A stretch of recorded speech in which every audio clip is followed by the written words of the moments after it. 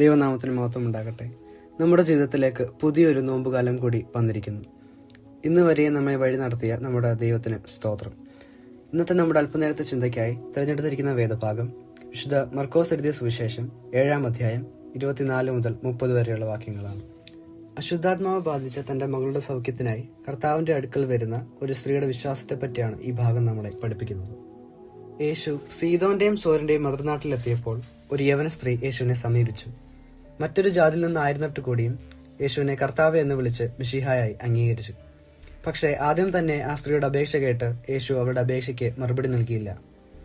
യഹൂദ ജാതിയിലെ തന്റെ മക്കളുടെ ആവശ്യങ്ങൾ നിറവേറ്റിയതിനു ശേഷം മാത്രമേ അത് സാധിക്കൂ എന്ന് പറഞ്ഞു.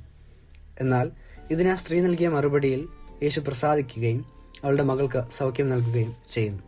ഈ ഭാഗം വായിക്കുമ്പോൾ നമ്മളിൽ പലരും ചിന്തിച്ചിട്ടുണ്ടാകും, യേശു നമ്മളുടെ യാചന കേൾക്കുമോ, നമ്മുടെ പ്രാർത്ഥനയ്ക്ക് മറുപടി തരുമോ എന്നൊക്കെ. ദൈവത്തിന് അസാധ്യമായ ഒന്നുമില്ല എന്ന നമ്മുടെ വിശ്വാസം അവിടെ മറയുന്നു. അക്കാലത്ത് യേശുവിനെ സമീപിക്കാൻ തക്കതായ വിവേകമോ മതപരമായ ജ്ഞാനമോ ആ സ്ത്രീക്കുണ്ടായിരുന്നില്ല. തന്റെ മകളെ അശുദ്ധാത്മാവ് ബാധിച്ചതുകൊണ്ട് താൻ സമൂഹത്തിൽ അശുദ്ധയാണ് എന്ന് ആ സ്ത്രീ പലവട്ടം ചിന്തിച്ചിട്ടുണ്ടാകും. എന്നാൽ തന്റെ പ്രയാസങ്ങളെല്ലാം ദൈവത്തിന് മാറ്റിത്തരും എന്ന വിശ്വാസം അവളുടെ ഉള്ളിലുണ്ടായിരുന്നു. മറ്റുള്ളവർ എന്തു പറഞ്ഞാലും തന്റെ മകളുടെ സ്ഥിതി യേശു മാറ്റും എന്ന് അവൾ വിശ്വസിച്ചു. മാതാപിതാക്കൾ എല്ലാവരും അങ്ങനെയാണ്. മക്കളുടെ സുരക്ഷയ്ക്കായി ഏതറ്റം വരെ പോകാനും അവർ തയ്യാറാണ്. ഇത്ര ശക്തമായ വിശ്വാസത്തോടു കൂടി തന്റെ അപേക്ഷ യേശുവിനോട് പറഞ്ഞപ്പോൾ അതിന് ഉടൻ തന്നെ ഉത്തരം ലഭിച്ചില്ല. 27-ാം വാക്യത്തിൽ യേശു അവളോട്, മുൻപേ മക്കൾക്ക് തൃപ്തി വരട്ടെ, മക്കളുടെ അപ്പം എടുത്ത് ചെറുനായ്ക്കൾക്ക് ഇട്ടുകൊടുക്കുന്നത് നന്നല്ല എന്ന് പറഞ്ഞു.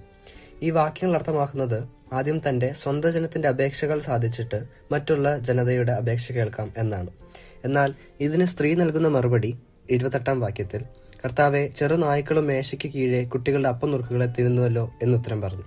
വേറൊരു വാക്കിൽ പറഞ്ഞാൽ, കർത്താവെ, പക്ഷെ നായ്ക്കുട്ടികളും മേശയിൽ നിന്ന് വീഴുന്നത് കഴിക്കുന്നു, ഞാൻ എന്റെ ഓഹരിക്കായിട്ടാണ് നിന്റെ അടുത്ത് വന്നത്. എത്ര ശക്തമായ വിശ്വാസം! യേശു അവളുടെ മറുപടിയിൽ പ്രസാദിച്ച് അവളുടെ വിശ്വാസം വലിയതെന്ന് തിരിച്ചറിഞ്ഞ് അവളുടെ മകൾക്ക് സൗഖ്യം നൽകുന്നു. നമ്മുടെ ജീവിതത്തിലും ഇതുപോലുള്ള പ്രതിസന്ധികൾ നേരിടേണ്ടി വന്നേക്കാം. നമ്മുടെ ചില ആഗ്രഹങ്ങൾക്കും പ്രാർത്ഥനകൾക്കും ഉടൻ തന്നെ മറുപടി ലഭിച്ചില്ലെന്ന് വന്നേക്കാം. പക്ഷേ നമ്മളെ കരുതുന്ന ഒരു ദൈവമുണ്ടെന്നും അവൻ നമ്മുടെ കണ്ണുനീരിനെ മറികടക്കാതെ യാചനകൾക്ക് ഉത്തരം തരുമെന്നും വിശ്വസിക്കാം. ആത്മീയ വളർച്ചയുടെയും സൗഖ്യത്തിന്റെയും സമയമായ ഈ നോമ്പ് കാലയളവിൽ നമ്മുടെ വിശ്വാസത്തെ പുതുക്കി ദൈവത്തിൽ പ്രത്യാശ വെച്ച് കർത്താവിന്റെ 2-ാം വരവിനായി പ്രാർത്ഥനയോടെ നമുക്കൊരുങ്ങാം. ദൈവം നമ്മളെ എല്ലാവരെയും ശക്തിപ്പെടുത്തുമാറാക്കട്ടെ. ആമേൻ.